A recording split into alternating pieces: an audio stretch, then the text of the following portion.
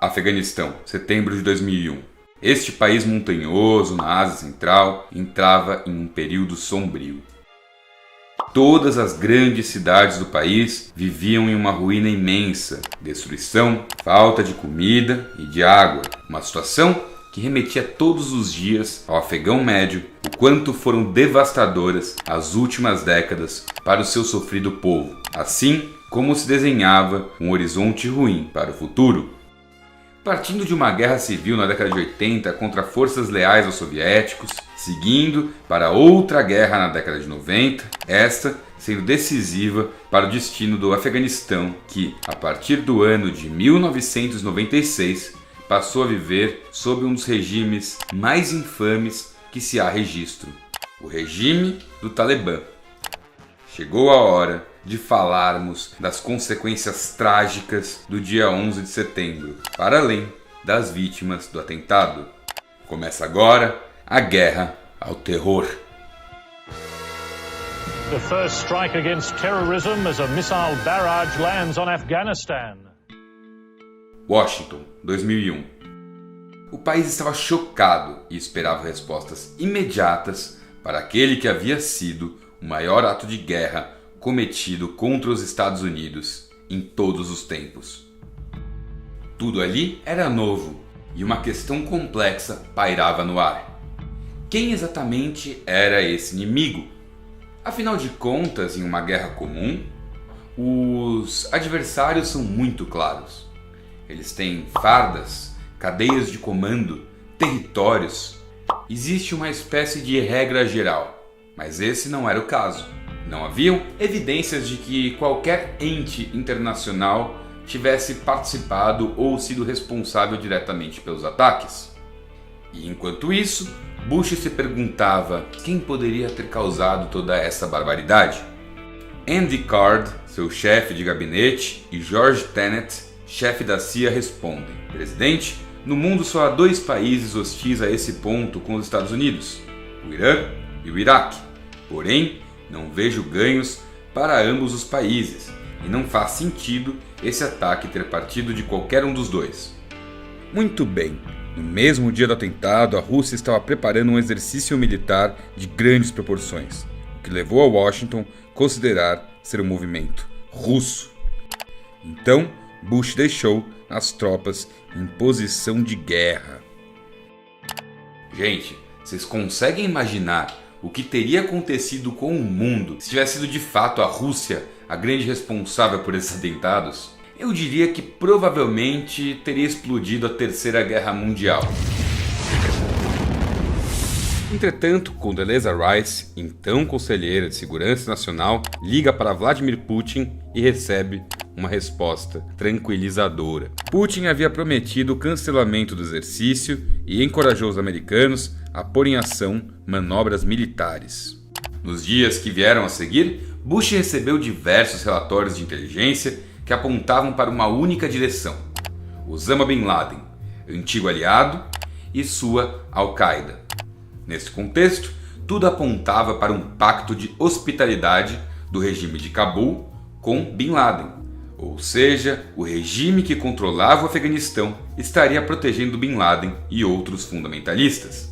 Bom, foi essa informação que moldou a postura da dupla Dick Cheney e George W. Bush, cujo governo havia começado de forma tranquila, mas que agora tinha que lidar basicamente com uma das maiores crises militares em muitos anos. Foi aí que termos como guerra preventiva e guerra ao terror começaram a surgir nos noticiários norte-americanos. 9/11 marks the beginning of the war on terror, which...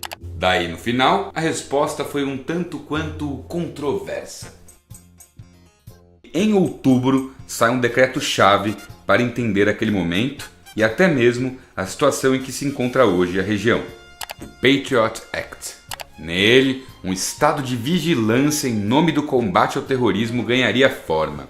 Interceptações telefônicas, cruzamentos de dados, e-mails sendo rastreados e combate à lavagem de dinheiro de agentes supostamente ligados ao terrorismo.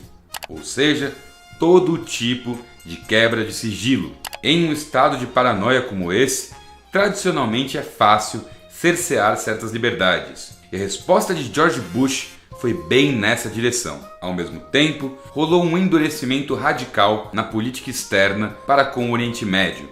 Bush assina então o ato de guerra para capturar os envolvidos com os responsáveis pelo ataque de 11 de setembro. Depois, exigiu que o Afeganistão do Talibã entregasse Bin Laden. A ONU, alinhada, fez o mesmo apelo. A resposta de Cabul foi que as provas de envolvimento da Al-Qaeda não eram robustas, e essa não era a resposta esperada.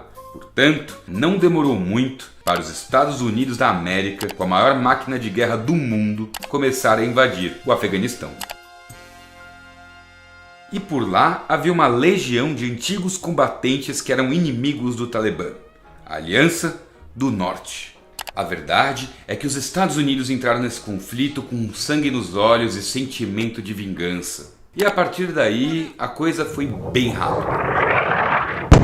Junto com a Aliança do Norte e uma coalizão internacional liderada pelo Reino Unido de Tony Blair, o regime do Talibã foi derrubado. Mas, ao mesmo tempo, Bush seguia pistolão com essa mancha em seu governo. A agressividade com o Afeganistão, o Patriot Act e o combate ao terrorismo alucinado fizeram surgir um novo termo na literatura de política internacional: a doutrina Bush, uma doutrina isolacionista, paranoica, com enfraquecimento das relações multilaterais e que criou um termo que está no imaginário até os dias de hoje: o eixo do mal, que contava com países como Irã, Iraque e Coreia do Norte. E quem acabou sofrendo com essa leitura de mundo foram muitos e muitos muçulmanos inocentes, inclusive aqueles que estavam em território americano. Passaram a acontecer diversas violações dos direitos individuais dos cidadãos muçulmanos nos Estados Unidos. Diversas buscas e apreensões, vigilância e supressão do devido processo legal passaram a se tornar constantes. Os muçulmanos americanos viram suas vidas piorarem muito. Mas nada, absolutamente nada, ganha de uma medida em especial. A Casa Branca, em sua cruzada contra o terror, resolveu driblar a Convenção de Genebra, que em linhas gerais delimita os direitos de prisioneiros de guerra. A ideia ali foi basicamente utilizar um território militar americano que ficava em Cuba, na Baía de Guantánamo, para criarem um complexo com centro de detenções de terroristas. Isso com a alegação de que terroristas capturados principalmente no Afeganistão não se enquadravam como prisioneiros de guerra e, portanto, não teriam acesso às garantias e prerrogativas da Convenção de Genebra. E diversas figuras, terroristas ou não, foram levadas a esses campos de detenção. Aliás, vale destacar que o termo utilizado era detenção e não prisão. E tem um motivo. Isso tudo justamente para driblar determinados processos legais.